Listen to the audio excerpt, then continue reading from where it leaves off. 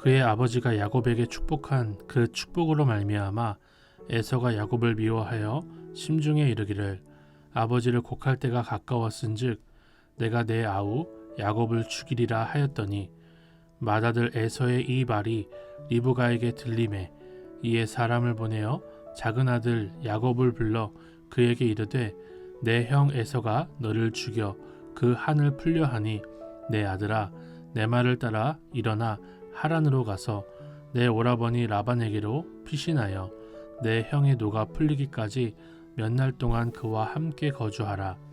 내 형의 분노가 풀려 내가 자기에게 행한 것을 잊어버리거든 내가 곧 사람을 보내어 너를 거기서 불러오리라. 어찌 하루에 너희 둘을 이르랴. 리브가가 이삭에게 이르되 내가 햇사람의 딸들로 말미암아 내 삶이 싫어졌거늘 야곱이 만일 이 땅의 딸들 곧 그들과 같은 햇사람의 딸들 중에서 아내를 맞이하면 내 삶이 내게 무슨 재미가 있으리이까.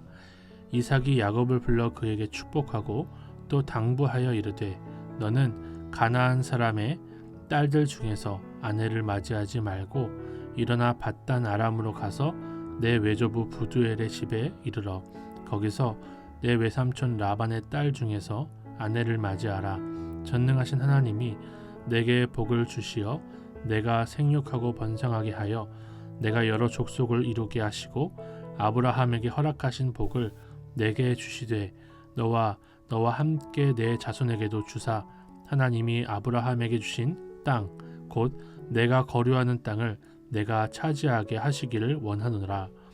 이에 이삭이 야곱을 보내매 그가 밧단 아람으로 가서 라반에게 이르렀으니 라반은 아람 사람 부두엘의 아들이요 야곱과 에서의 어머니 리브가의 오라비더라.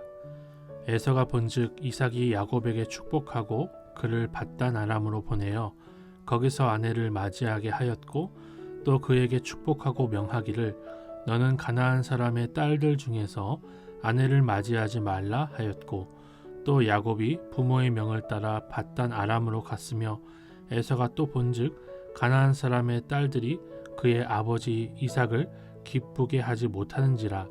이에 에서가 이스마엘에게 가서 그 본처들 외에 아브라함의 아들 이스마엘의 딸이요 느바요의 누이인 마할랏을 아내로 맞이하였더라.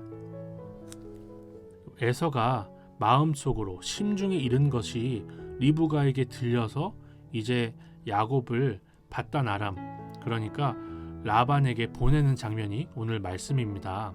저는 어떻게 보면 그렇게 생각할 수도 있지 하고 흘려보낼 수 있는 에서의 마음을 리브가가 잘 캐치해서 야곱을 라반에게 보내므로 이 라반에게 보낸 야곱이 결혼도 하게 되고 또 에서에게 죽임도 당하지 않게 한 이 조처가 너무나 훌륭했다라고 생각을 합니다. 이 두 아들이 서로 죽이고 죽는 것을 하와 때와는 다르게 리브가는 막아내는 모습입니다. 저는 이렇게 많은 사람들의 마음을 살피는 하나님의 종으로 살기를 주님 앞에 간구할 수 있었습니다. 내 가정에서 일어나는 일들 가운데 나만 생각하는 것이 아니라 다른 사람들의 마음을 살필 수 있는 우리가 다 되기를 소망합니다. 하나님께서 알려주시기를 소망합니다. 또 저는 야곱과 이삭이 비교가 되더라고요. 이삭은 평생 동안에 위로 밧단 아람도 가본 적이 없고요. 아래로 애굽에 내려간 적도 없습니다. 반면에 이삭의 아들인 야곱은요. 정반대로 밧단 아람에도 가고 또 말년에 요셉을 따라서 애굽에도 내려가서 거기서 살고 임종을 맞이하는 모습을 볼 수가 있습니다. 어떻게 보면 이삭은 굉장히 평범한 인생, 안전한 인생을 살았다고 한다면 야곱은 굉장히 다이나믹이 큰, 굴곡이 큰 인생을 살았다고 볼 수가 있어요.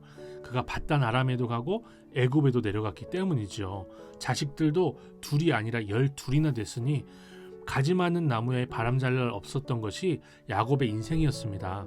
저는 이렇게 두 사람의 인생을 비교하면서 하나님이 야곱을 이렇게나 밧단 아람에도 애굽에도 보내신 이유가 무엇일까 곰곰이 생각해 볼 수 있었습니다.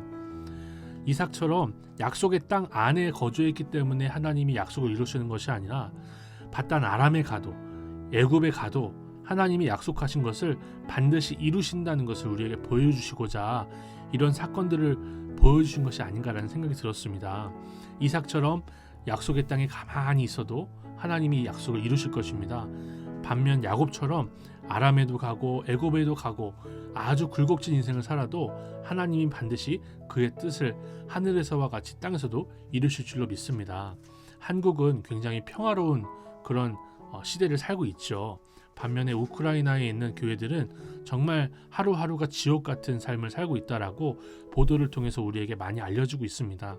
부디 우리 주님께서 전쟁으로 인해서 혼란한 그런 삶을 사는 우크라이나의 교회들에게도 평안을 주시고 세상 사람들이 빼앗을 수 없는 주님 안에서의 기쁨을 허락하시기를 간절히 소망할 수 있었습니다.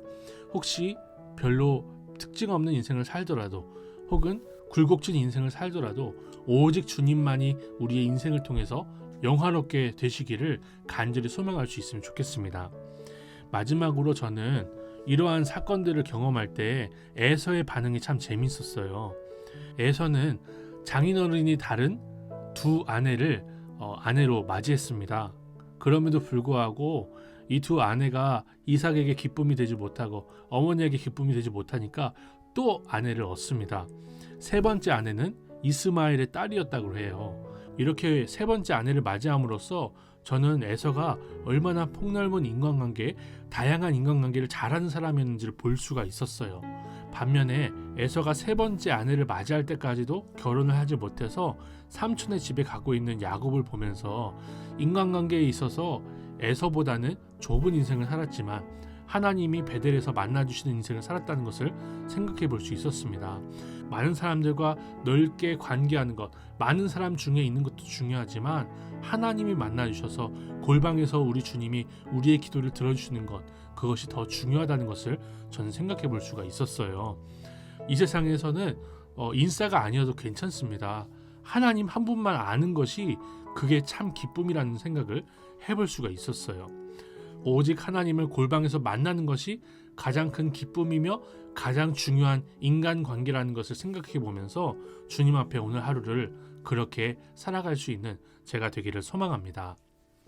하나님 아버지, 리브가가 에서의 심중에 이른 말을 들었던 것처럼 우리에게도 들려주셔서 우리로 사람을 살리며 영생의 복음을 전하는 일을 하게 하옵소서. 에서처럼 수많은 사람들과 관계를 맺는 그런 인생보다 기도의 골방에서 주님이 만나주시기를 사모하며 주님을 만나는 것이 가장 큰 복이라는 것을 간증하는 우리의 하루가 되게 하옵소서. 예수님의 이름으로 기도드립니다. 아멘.